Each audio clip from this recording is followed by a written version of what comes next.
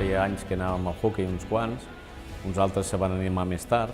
La gent tenia ganes d'animar, d'escalfar l'equip, de cridar quan se posaven contra l'àrbit o hi havia alguna cosa. El nom del Front Rosenc ve perquè jo soc de l'Atlètic de Madrid, hi ha la penya que té del Frente Atlético i jo el vaig traduir del castellà al català, va sortir el Front Rosenc. Juntarnos tanta gente de tantas ideologías y de tanto pensar diferente, solo por animar al Reus.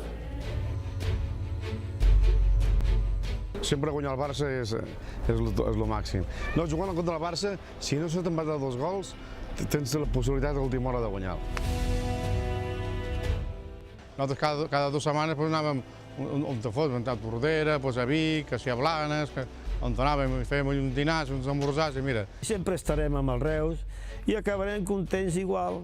I si es perd o el que sigui, tindrem uns dies tontos, però remuntarem aquests dies i tornarem a sortir al camp una altra vegada amb ells. I si arribem a una final i la guanyes, doncs per tu és com un palmarès com amb ells. I clar, estàs lluitant amb ells, estàs vivint-lo.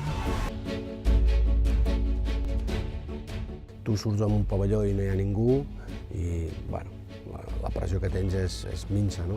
Tu surts al pavelló del Reus i veus que hi ha 100, 200 persones, 300 persones animant-te i tu tens la pressió de guanyar, i això és molt bo. Passen els anys i segueixen allà i sobretot el que la valoren molt és que el front sempre hi és quan els mals moments, que això hi ha molt poca gent que ho pugui dir. Ens agradaria que seguís, sens dubte. No ens imaginem una plantilla del primer equip sense el Front Rosenc allà dalt.